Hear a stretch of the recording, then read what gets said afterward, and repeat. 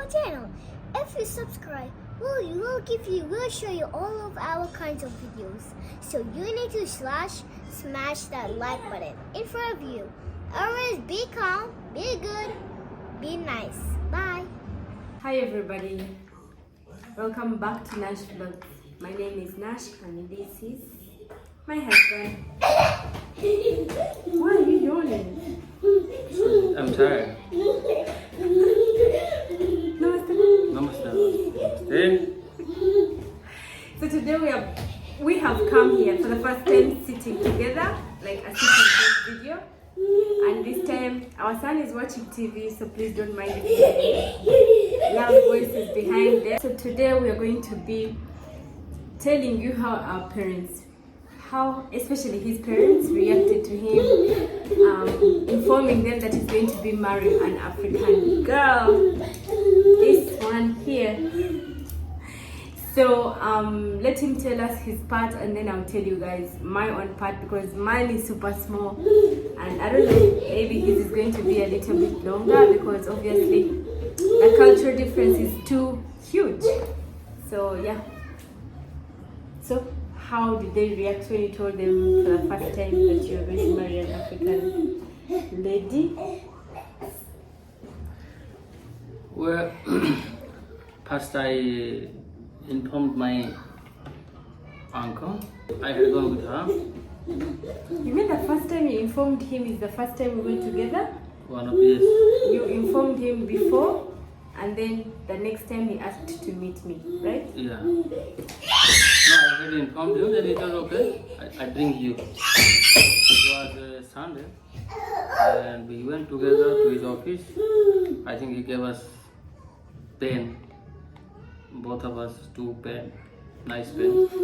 Like it was a sign of, okay, go ahead. For the sake of your happiness, you can go and sign on the papers with this. And he listened to her there.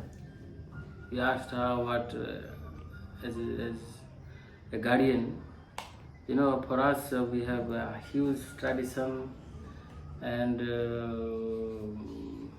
you can say it's very long process. We just don't go and get someone and marry. So he talked. Okay, I can say that he liked her, but you know, it's not easy. An Indian parent or Indian guardian to accept there and then, because this is first priority is to marry from your own culture, own state, or one of the own. So he was happy, but still, as a guardian, he suggested me to rethink.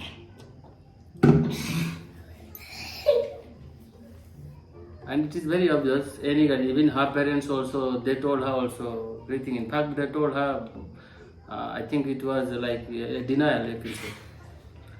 So if my uncle said that I should rethink, then I said okay, I'll think. Okay, I could not say there and then that no, I have to. Okay, if he said I have to respect his suggestion, so I took the time he gave me. And next day, I think again, as per the scheduled time, when we talked to each other, I told him, okay, I have again Thought about it. Would like to stick to my decision. So I said, then he never said anything again. He said, then you're welcome. If you think it's correct what you're doing, that's fine. I'm okay with that. Then we planned. Then they said, then don't delay. We should plan immediate the process to wait. This is the I had to inform, you know, all the relatives, my parents first of all. I informed one day. I called my mother, and I told her, you know, it is not very easy to just tell someone that I'm going to marry her, because maybe they had never expected them. Though there is no one to take the proposal, it is me myself. I told her, but for some, I say few seconds, she was quiet. Then he That told is me, who? Mom, because there in India, I first called Mom. Then he asked me, he never asked me how is she or what does she do at that moment, nothing else. He said, okay, if you think this is the right decision, this is your life, you're going to marry her, you're going to stay together with her the whole life, I have no problem. Then I said, okay, you call also Papa to also let's hear his consent about this. He called me. By then I think I just called on a voice call. By then video call, I think it was not then. By then it was very rare. So when my mother asked my father asked my mother that what are you saying? Whatever you say, and he says I have no problem. So that means there was a yes from him. Yes, and they considered your happiness first. Yeah, and always ever since I gained my like when I became mature, and maybe when they thought I am mature, they started respecting my decisions. They said, okay, whatever he says, he is educated, he knows what he's doing. They always respected my decision. And that's what I liked too much about them. Then also my younger brother, one of my brother, the one who follows me, he has been missing since 2013. There is no contact about him. So only one, the last born, my youngest brother is remaining at home. So informed him. He, of course, obviously he had a yes for me. Then I informed my other uncles, my mother's sister, and my cousin sister, cousin brother, maybe. So everywhere there was nowhere that they protested or they hating my decision. Okay, there could be someone, but I didn't see anyone on face. It was okay. So then it was in 15. When we did what? I mean these talkings, 15 or 15 end of 15 or early 16, maybe 2016. They agreed. Yeah. Then also we had to take permission. Also inform my company. You see, you work under an agreement, so it becomes a courtesy of you to at least inform them. And also, of course, but me or not informing, I had to also ask for the permission through my Boss, my immediate boss, to the owner of the company, MD, of course. So, and he was like, "Can I see her?" yeah. And he calls me one day and he's like, "You know what? You have to come to office." Yeah, when we one day she also visited there. That was a nice moment. Anyway, then we planned for the wedding. I mean, wedding means, yeah, wedding, that was together. In their culture, it is not a straight wedding. Not a straight. What we did, it was introduction. We did three weddings. Now, that introduction one is the African wedding. Like the traditional wedding that we have. Like we Ugandans, and I think other Africans do the same as well. So we had that first, and then we had a civil marriage, of course, to get a certificate. And then we had the Indian marriage, obviously, in front of our God. And then, yeah, that is it from his part. So I guess his parent. Then, one thing I want to ask you about is, do you think when Ma and Papa saw me for the first time, they were, happy? Like they were contented? Yeah, she can. No, that thing you know better than me. I remember the first time I went to India. So my father-in-law had to come and pick us from the train. Do you remember?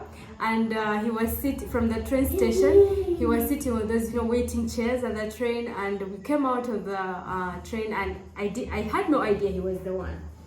But then when we came out, of course he was there, and then I saw him going to him, and when I went to touch his feet, the first thing that came out of his mouth was, she has a very nice foot, like the shape of my foot. He's like, she has a very nice foot. That is the first thing that he spoke, and that really melted my heart. Somebody appreciating you for the first time he sees you, at least he appreciates one thing about you. It's a big deal, right? And then when we went to his home, like almost the whole village was there to see me. One by one, and some of them see again and again and again. Every day, in the pretext of seeing me, meeting me, how am I? I had come back to my village after 4 years because I had come here 2012. Then I went back for it. It was a long time, and in village I was so attached to the villagers, my neighborhood, playing cards with them every time in the village. I don't normally stay at my home. So then the pretext of meeting me, they used to come just every to time see me. and see. And you see, our culture is, somebody who elder comes, the daughter-in-law, they has to take blessings, bow down and take the blessings, touching their feet. So sometimes the people repeat. Like today someone came, and then next day or the second next day he will come. He would not know that I have already taken the blessing from him, because it is completely new place, and he would again Do it.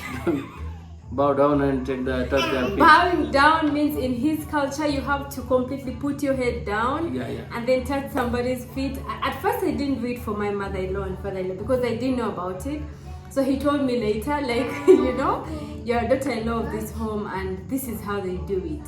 So I'm like, cool. I had to do it the next time. And then I think some people found it, whoever somebody had, like around the village, like he brought his wife there home.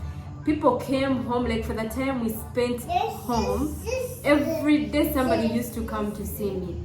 And I remember kids used to be full, like around the home, and they would check my skin, and they would, some kids would come out of nowhere, just give you kisses, and the love was just too much there. Kids used to peep at the gate. Yeah. Just to see, is he out? Is he moving around? Yeah. And it was really, really a very nice experience. I really loved it from the I felt at home immediately I reached there, because when I was going, obviously I was worried, how am I going to be treated in India? Of course, a black lady getting married there. Obviously there are black Indians, but then if this is something different cultures are coming together, right? So I was so worried, like, how will they treat me? Will they treat me as their own? Stop playing with that. Am I going to be loved? And immediately that all faded away because of the love that I received for the first time that I went to India. And till now, I feel I have two homes, like two countries actually. Because when I go there, it's home. When I come here, it's home. Obviously, that is going to be my home after, leaving Uganda. But then, for now, I have two countries and I have two homes. And I'm so happy that I'm blessed with that. So, coming to my part. My dad, I told you, like, I gave you a hint about it in the other video of how we met. My dad was super not happy about it because, as I said, we have a very bad image. Like Indians, some Indians, not all of them, have made a bad image for the other good Indians here in Uganda. Like before, long time ago. So it was not easy for my dad to say yes, go ahead. It took time for him to agree. Obviously, my mom had to convince him. Like when my mom saw him for the first time, she fell in love completely. Like, yeah, he's the one. He's the one for my daughter. And anything, I would complain sometimes. Obviously there are ups and downs when you're dating. And she's like, no, she would always be on his side. So he took away my mom immediately. They met. Till now, she's always on his side. But that's okay, and I'm happy about that. So my dad didn't swallow it immediately. My brother didn't swallow it immediately. Like they needed time. They really needed time. So whenever we talked about it home after him coming to my home and asking for my hand in marriage, whenever we talked about it, my brother used to get furious, and he would go out of hand. It's like, stop talking about that. Nothing is going to happen between you guys. But then eventually that is the only thing that we heard from my side, because of course my side, they had seen him and they know Indians, but then from his side it was a huge thing, because they used to hear about Africans, and in his state mostly there are no Africans there, right? Where he stays, not normal. mostly Africans are not there. Like I've seen, I think, one, and that is where Kolkata, and Kolkata is not his area. So around his area, I've never seen an African there. So it was a huge thing. I think that's why the kids used to come, and they would feel my skin, they would feel my hair, they would love being around me all the time. So it is just a very good experience, being into different cultures and bringing these two different cultures, to bring them together. It was not easy, but then in the end, you make it and you bring them together and you make a family together. So that is what we did. We became heroes for our own culture. We became heroes in that we broke away the boundaries. He broke the boundary of marrying an African girl. And I'm so proud of him for sticking to his words. Like, love is love. He doesn't see anything. So yeah, that is our story. If you need to know more, don't forget to subscribe to our channel if you're new, and don't forget to subscribe and like as well, and share if you can. Please be generous. What do you mean by if you can? Everybody can. Yeah, share It's it. a very simple task. Share it Simple out. thing, just to hit the soft hit on the bell. Yeah, and don't forget to hit the bell icon while subscribing, because when you hit it, it will always give you bring you the notifications of the new videos that we'll be bringing out about us. I'll bring him whenever I can. I'll get his time and try and as much as possible to make videos with him. And yeah, so that was our story about our marriage. I hope you liked it, and I hope you're interested to know more about what is going on in our lives. Thank you for watching. Sorry for yawning during the video, because I was out all day and I just returned. You just returned. I'm like, dude, we should make a so video, I'm tired. because I will not Sorry get about time to make him sit down and make a video with me. So thank you so much for watching. If you like this video, don't forget to give it a thumbs up, and don't forget to subscribe if you're new and you've learned it on our video somewhere. Namaste. See you guys. Bye.